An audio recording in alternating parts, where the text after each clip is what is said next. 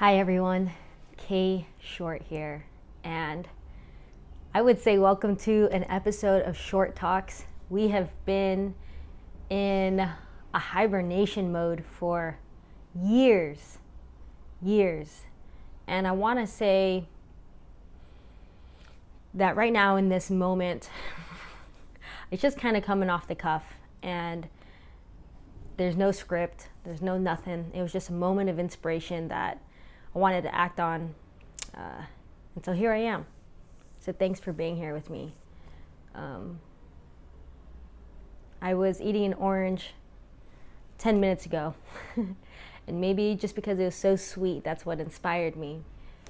But as I was doing my morning routine this morning, and a part of my morning routine is spending time with God and just journaling, writing to Him, to them, to her, to all of it. And I thanked them for rest. I thanked them for restoration. I thanked them for recovery, recuperation,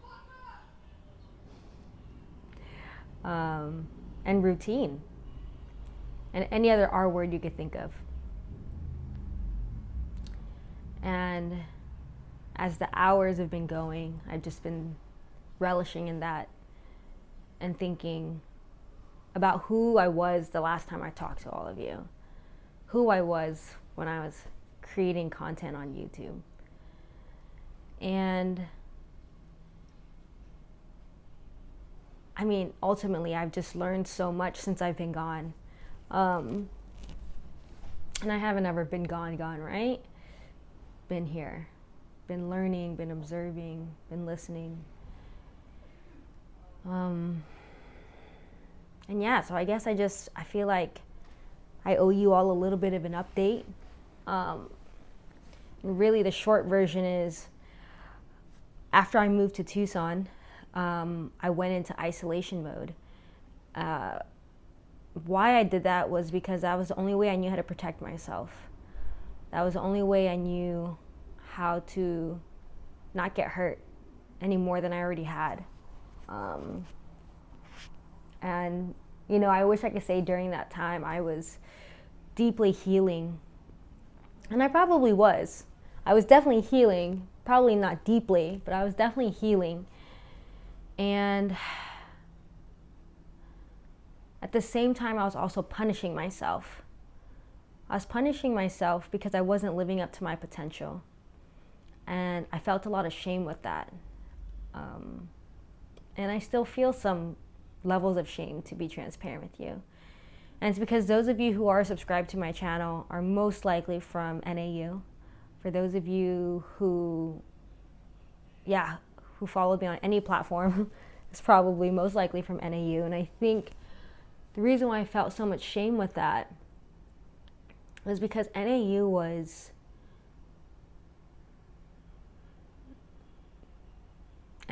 home. You know, it was the home that I never got.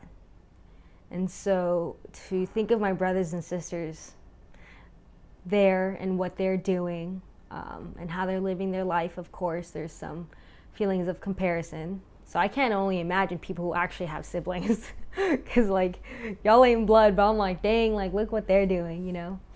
And then of course, getting into the entertainment industry, there's hella feelings of comparison. And I think the feelings of comparison and shame hit so deeply for me is because I could have been on that trajectory, that I could have been as successful as a lot of my peers that I look up to and admire and fan from afar.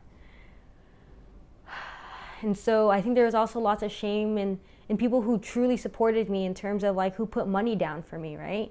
There was a moment in time that I asked for support in purchasing a new laptop because mine was eroded by water from my water cup at night. And people did.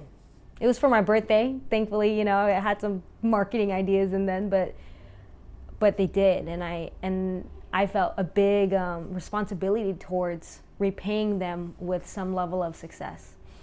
And the thing is, I know that they're not thinking about it anymore. It was $25 towards someone's birthday, and that they cared about, loved, and supported.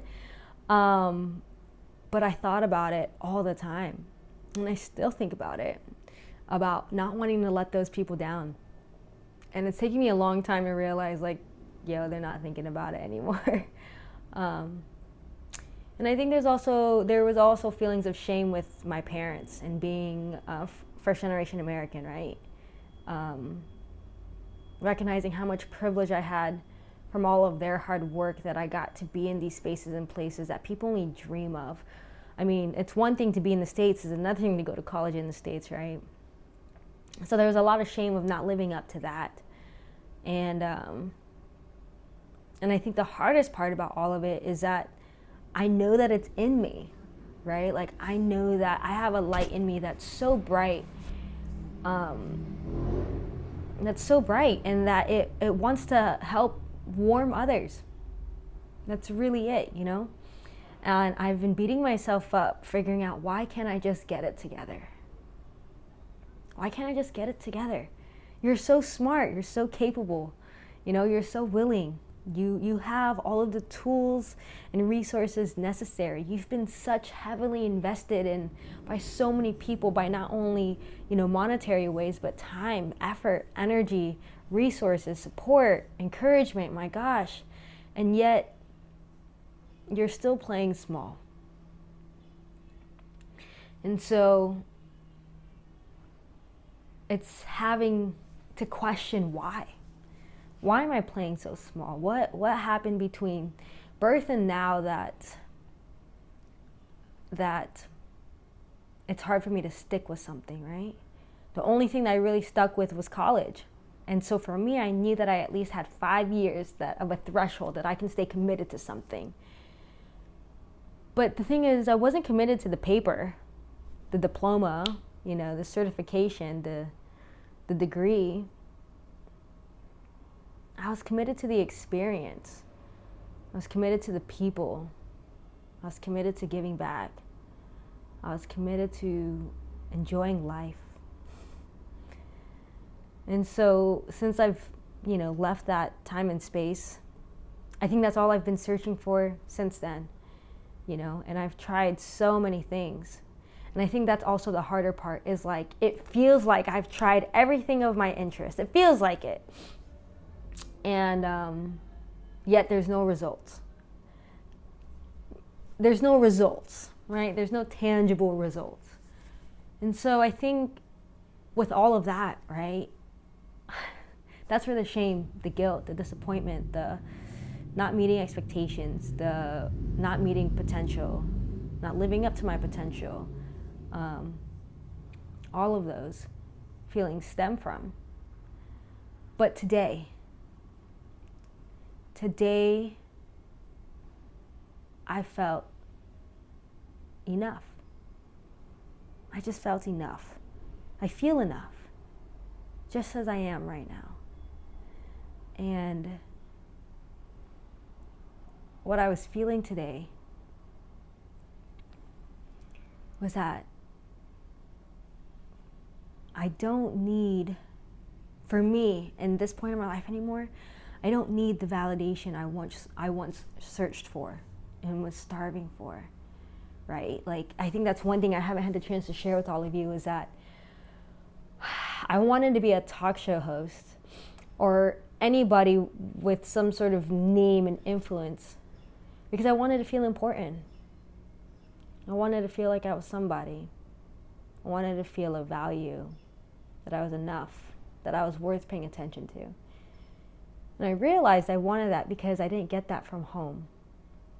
You know, I was so lucky and blessed to have hardworking parents. You know, I was so lucky and blessed to even be born the time I was born in the situation I was born in. For a long time, I felt some types of way about it, right? I was like, damn, like, I was raised as the only child, and there's so many things that growing up with siblings could have taught me along the way, even if it was just some level of guidance while my parents worked. And so, you know, because my mom is an entrepreneur, and because my mom, you know, is an immigrant, You add those two together, and just the heart of freaking gold. Yeah, her youngest wasn't going to get a lot of time and attention. So how do I look for that? Putting stuff on the internet, hoping that I get it from all of you. And then I fell into hustle and grind culture, wanting more attention, wanting more validation. And I got that for a little bit, but it came with some ugly stuff too. With competition, it came with a lack of rest. It came with, oh gosh, it just felt like high school all over again. And I was like, man, this isn't for me, you know. So I think that's like been the biggest thing that I've learned. And so today, feeling that level of enoughness that I haven't felt before. Like I'm literally, y'all, I'm in a point in my life where I'm in between gigs. I've never been in between gigs, but this year has been an in-between gig year. Just to give people perspective, it's been the year of the Great Resignation. And yeah, we just got through a pandemic, and I live in San Diego now. I live in downtown San Diego at that, and so that's again more feelings. When I was eating my orange, I was like, wow, like I live in downtown San Diego, that's amazing. But I was also like, I'm not really about that anymore. And I say that because I'm literally on the second floor of a busy street, right? I'm just like, yeah, I'm not about that. Never really been about that. And for a little bit I was, to be transparent, but not anymore. And so I was just like thinking, like, I've been in between gigs, and you would think anyone would be like living their best life, right? But the thing that I've realized is that the greatest gift that I've been given is companionship. So I have this amazing human being in my life who has gotten me through Tucson. Tucson was hard, y'all. Tucson was really hard. I had feelings of depression I never had before. I had thoughts of suicide that I never had before. I just wanted to give up. You know, I just thought life would be better without me, you know? And I won't have to have the student loan debt that's looming over my shoulders. And if it wasn't for her, and just her friendship,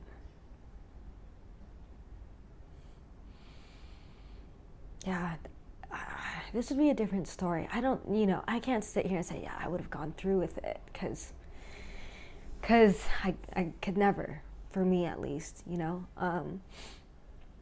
But because of her companionship, I realized that's all that I've really wanted, right? What all of us want is to be seen and heard, known and loved. That's it. That's all that I ever wanted from my parents, right? It's all that I ever wanted from friends, family, school, whatever. And so when I think about the things that hurt me the most is when I tried giving that to others and it wasn't reciprocated, right? I gave it to others in the way that I best knew how, and it wasn't the best way. It came with a lot of judgment and criticalness and questioning, and I realized I learned that from someone, and so it's been really intentional to unlearn that, because the reason why I was that towards friends and others and mentees and was because I was trying to deflect it from myself. I was so hypercritical of myself, right? And I was so judgmental of myself that I thought it'd be easier to just put that onto others so I didn't have to think about my shortcomings. So, yeah, that companionship. And that's what I've realized, is that all I want and all that I've pursued is trying to create a home without a blueprint, right? And I know that it's just about being, right? Just being, and knowing that I'm enough and that I'm worthy and that I'm deserving. But it's hard in a world like this today. In a world like this today, gosh, we are so lost, so thirsty, and we're starving. Our souls are so dehydrated.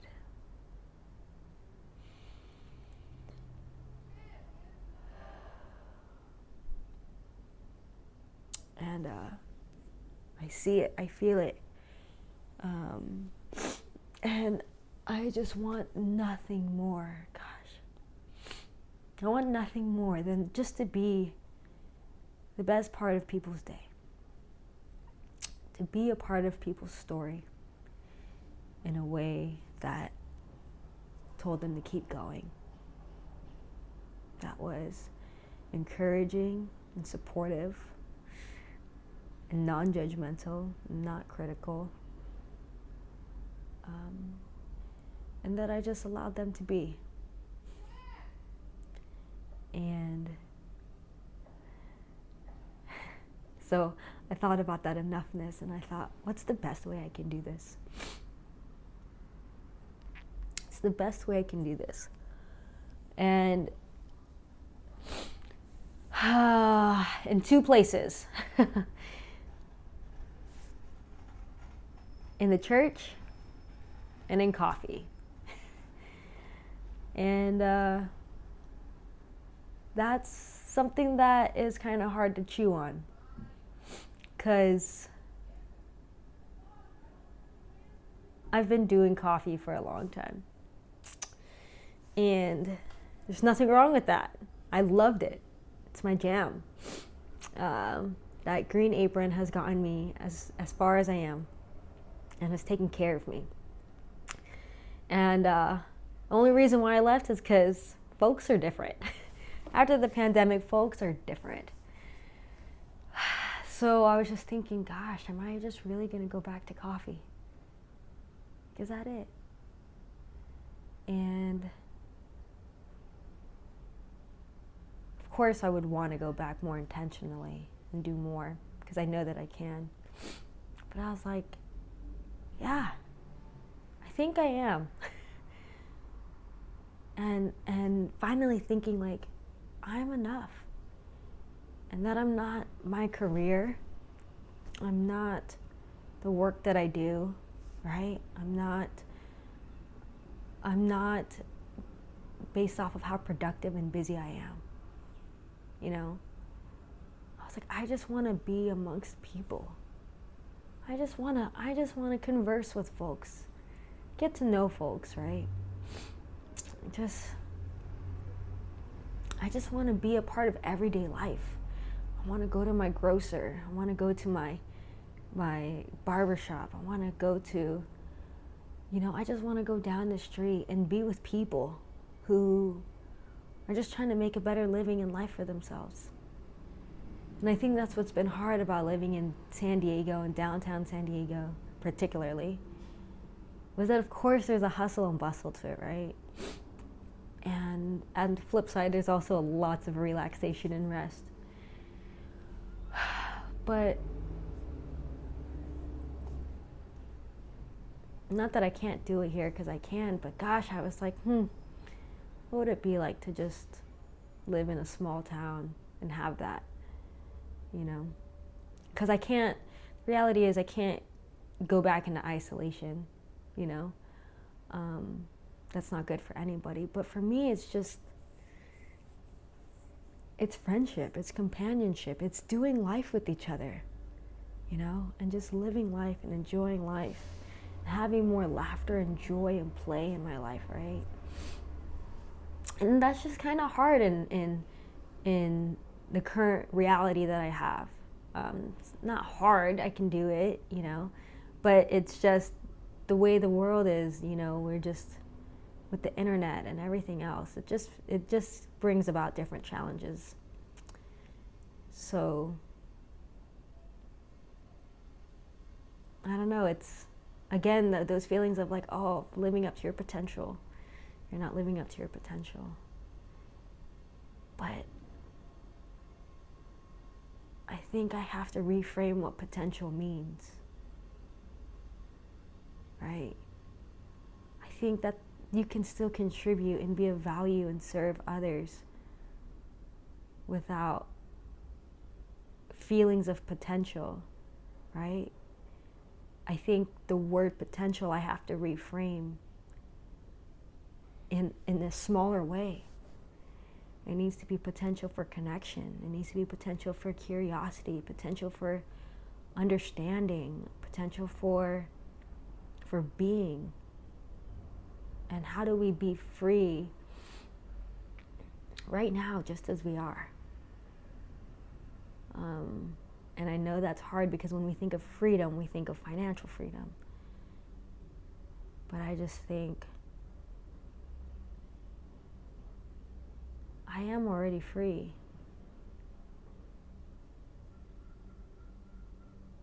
And I'm enough. I'm already enough. And I don't have to prove that to anybody or anything or anyone. And the reality is,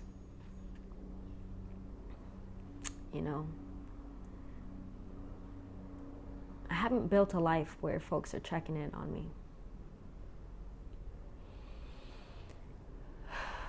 Not yet, at least. So, and that's because I haven't been showing up. It's because I've been caught on potential, caught on what success can look like for me.